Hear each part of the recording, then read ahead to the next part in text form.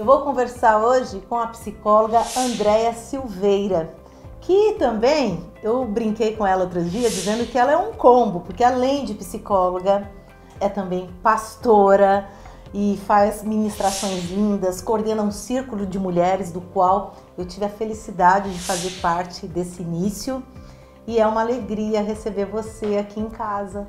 Ai, eu tô muito feliz. Muito obrigada pelo convite.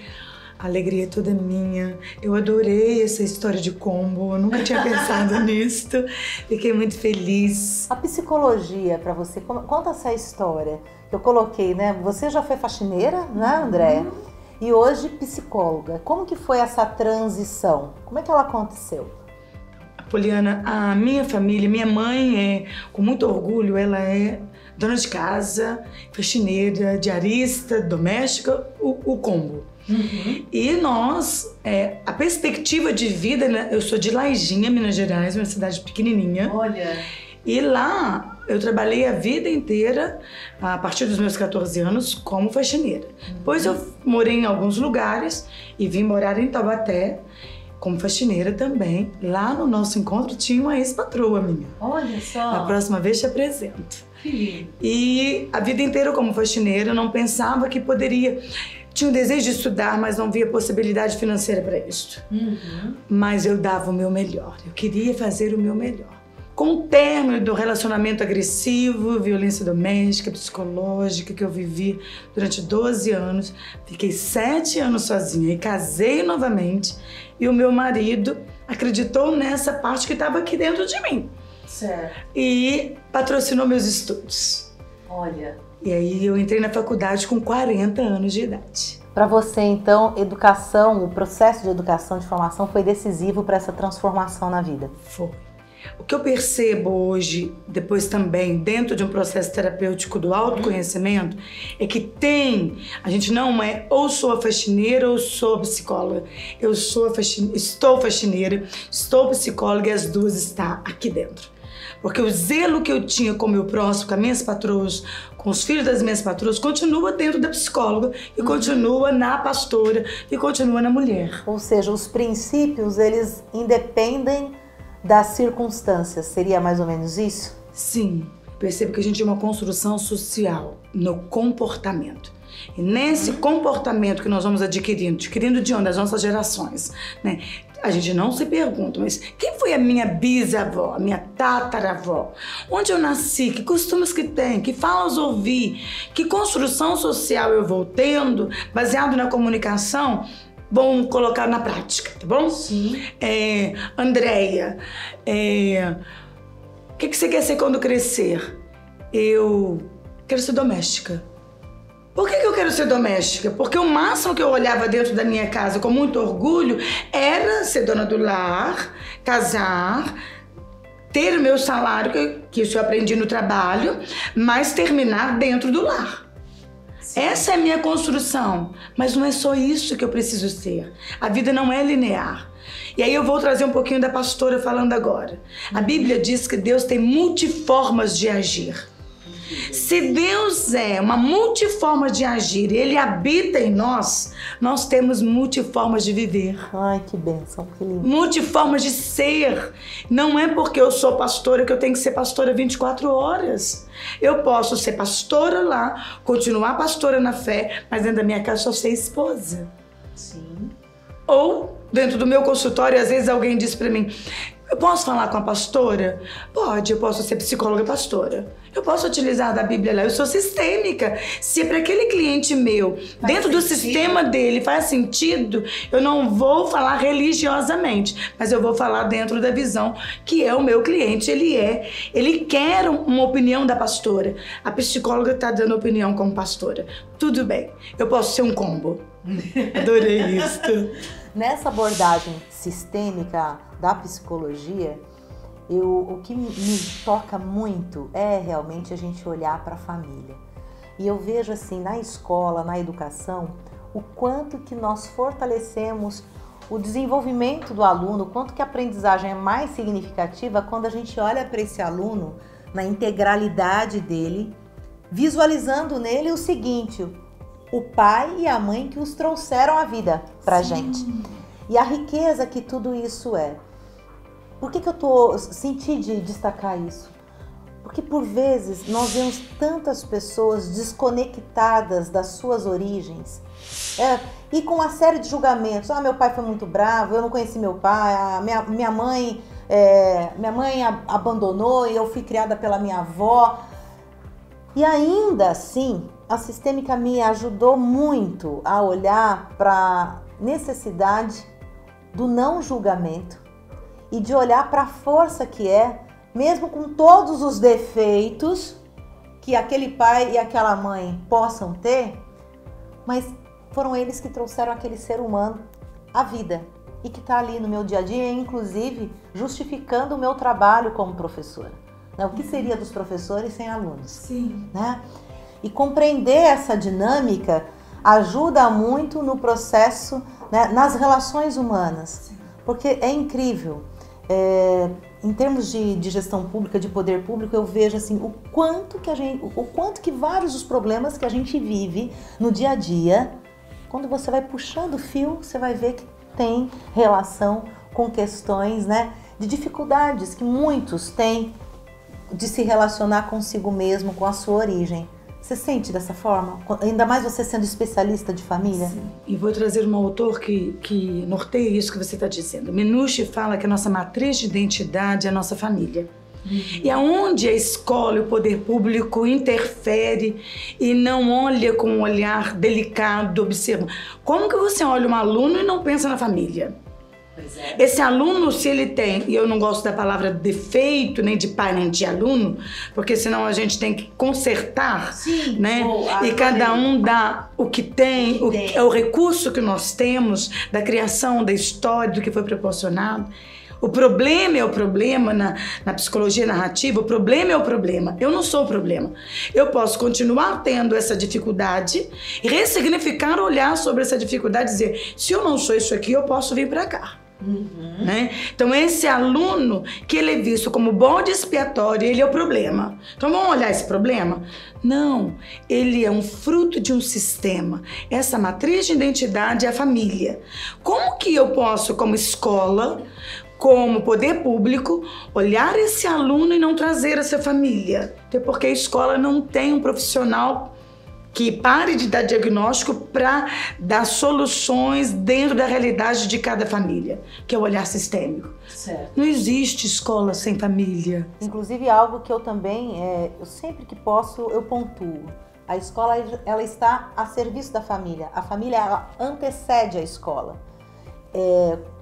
Um gestor, quando ele vai fazer a gestão da escola, aquele processo de liderança, com essa posição, nesse lugar de força, de compreender que ele está ali a serviço da família, que a família o antecede, gente, vocês não fazem ideia do quanto que isso fortalece o trabalho institucional e promove o engajamento. E falando em escola, me veio aqui, né, me tocou muito forte, né, essa questão da pandemia.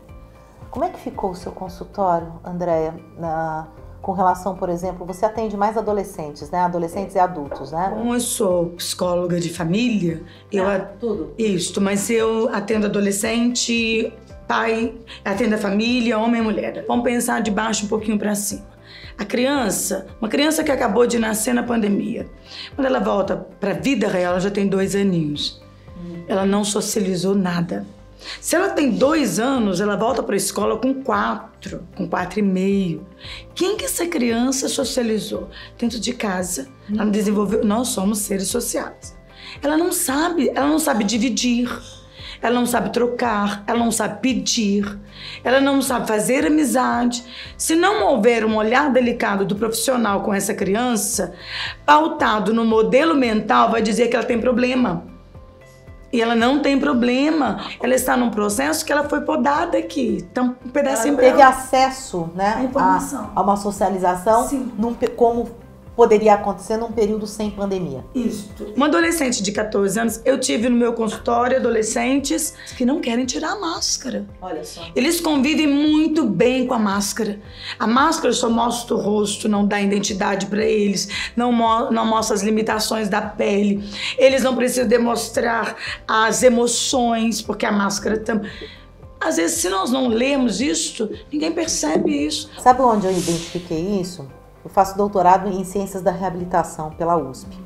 O foco é a reabilitação de crianças com fissuras labiopalatinas no ambiente escolar. Na associação que é parceira minha nessa pesquisa, os profissionais identificaram essa situação. As crianças, quando começou o anúncio para tirar a máscara, as crianças a gente não quer tirar a máscara. Por quê?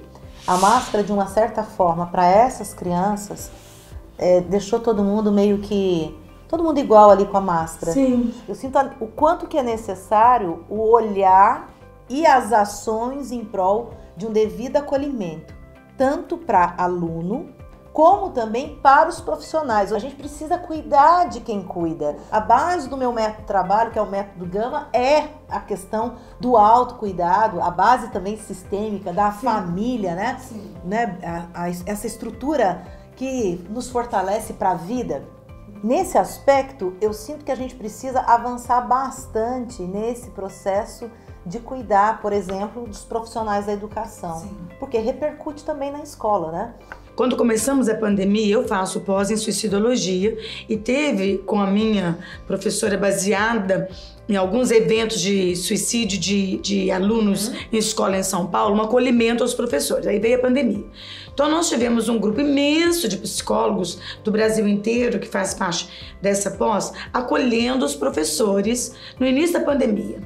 Fiquei um bom período da pandemia trabalhando e ainda tenho vários até hoje. Esses professores, com um acúmulo, o que eu vou fazer, o que eu vou dar conta, uma sobrecarga emocional, com depressão, com crise de ansiedade, com a questão do aluno em casa, da tecnologia, mas também da sua realidade de vida com filhos. E esse cuidador não estava sendo cuidado. Onde está esse profissional de saúde mental, tudo? Porque tudo que nós somos é a base do professor. Que esse cuidador não é cuidado. Ele não é um super-homem, não é uma Mulher Maravilha. Ele é um humano cuidando de humanos. Então ele pega todas essas crianças e adolescentes, abraçam. E quem abraça? Quem abraça? Esse cuidador.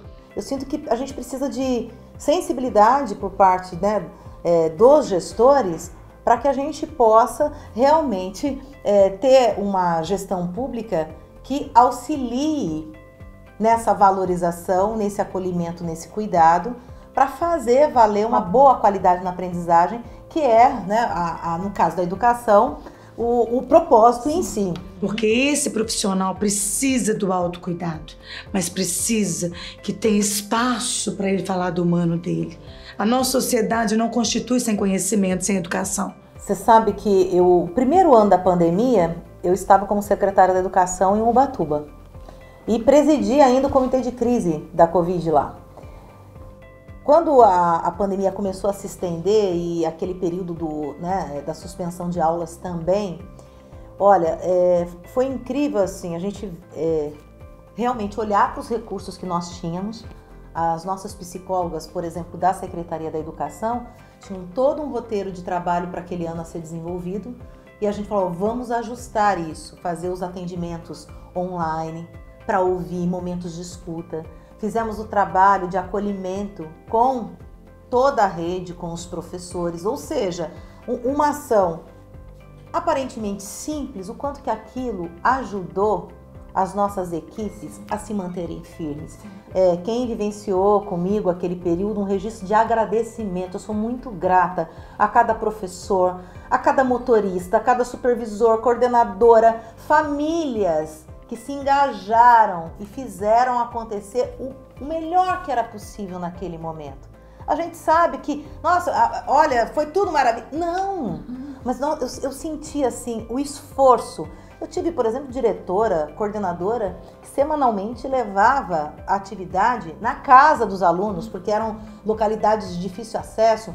Sim. Esse engajamento também educa. Sim. Isso é educação e mais, isso humaniza. Sim. Cuidar, valorizar os profissionais da educação, por exemplo, eu percebo como estratégico para a gente desenvolver uma educação com mais qualidade, desenvolvimento do nosso país. Sim. Percebo também como um meio de humanizar mais a sociedade. Mas a gente precisa ter gestão pública que olhe para isso, né? Porque a base é o professor. e quem olha de cima para baixo. Essa valorização. E aí vamos falar com o coração aqui, as nossas mulheres, né? Porque a maior parte do professorado do Brasil, mulheres. Somos nós mulheres que já tem essa intuição, como diz a nossa loba ali. Sim. Né? Essa intuição do cuidar, essa intuição de estar com essa criança, de olhar, por que esse menino tá assim? Lá na escola. É essa mulher que está lá e precisa. Há uma lei, essa lei diz que toda escola precisa, já foi passado isso, ter um psicólogo na escola. Muito bem. Não é psicopedagogo. Sim, é bem diferente. Também o psicopedagogo, mas não é o psicopedagogo. É um psicólogo com esse olhar, não de buscar um diagnóstico, de buscar um acolhimento. Uma das coisas que eu tenho assim pautado sempre que posso e feito sugestão, inclusive para o poder público local aqui em Taubaté, é da gente estabelecer mais parcerias com a universidade local, com a faculdade. Temos cursos de psicologia aqui que podem ajudar nessa rede de acolhimento, não só de uma escola ou outra, mas de todas as escolas da cidade. Nós temos profissionais para isso. Agora, precisa o quê? Precisa ter atitude, precisa organizar isso, estar disposto a dialogar, a construir uma estrutura que de fato convija para atender essa necessidade que é real, é latente. Nós temos profissionais sofrendo, temos alunos sofrendo também. Agora, como que essa pessoa que vai cuidar desse aluno, se ela também está sofrendo, eu entendo ser dever do poder público acolher, ajudar, auxiliar de alguma forma a amenizar essa dor, para que ela ofereça um trabalho melhor também, tem uma condição de oferecer um trabalho melhor para aquele aluno, que também está passando por momentos difíceis com a sua família. Quando a gente pensa tanto na Clarice, que é a autora do livro Mulheres que Correm com os Lobos, quanto na Brené Brown, que escreve o livro A Coragem Sem Perfeito, aqui está falando dos arquétipos. O que é arquétipos na visão do Jung? Não vou falar como a professora Cristiana Berton, mas vamos, né? Posso colocar mais chá? Pode, obrigada. Nós estamos falando da simbologia que cada uma de nós trazemos das nossas histórias. E essas simbologias que tanto Jung trabalhava, que é os arquétipos, vêm sendo construídos e depois... Vamos falar disso na prática lá no nosso círculo. Quando a professora Cristiana Berton coloca o que eram os arquétipos, analisando mesmo ali para nós a base da questão do Jung, a visão junguiana, ótimo, mas quando ela traz isso para as nossas relações e deixa cada uma de nós trazer o que fez sentido para você cada leitura. As mulheres começaram a dividir as suas vivências. Esse copo não era o copo no olhar de todo mundo. Algum olhou a água, o outro olhou o copo, o outro olhou esse movimento aqui, outro olhou a parte de cima, de baixo, mas que estava dizendo do copo mulher. Essa troca, Brené Brown fala que a vulnerabilidade, que são as nossas fraquezas, que são as nossas histórias, é que nos une.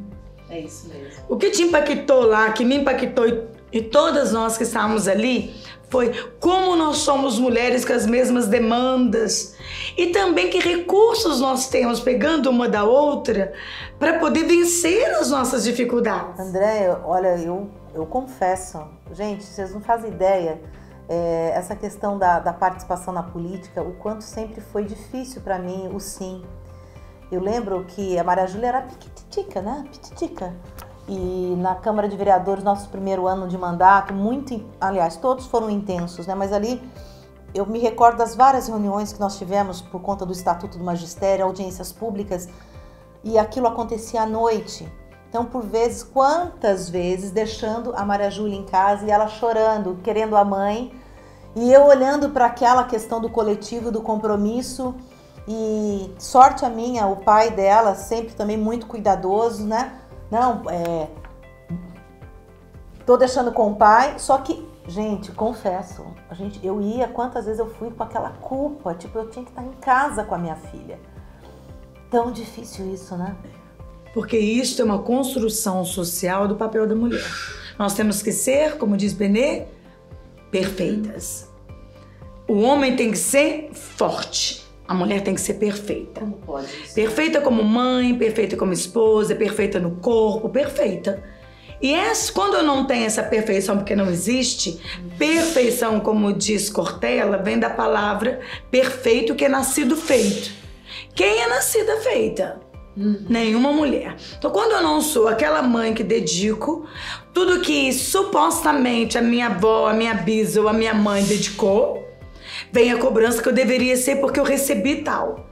Ou eu não recebi e gostaria de dar aquilo que eu não recebi, então vai pra autocobrança, né? Não. E isso é compartilhado junto com todas aquelas mulheres. Todas nós sofremos da culpa. E a culpa vem da impotência, de uma onipotência. Foucault fala disso.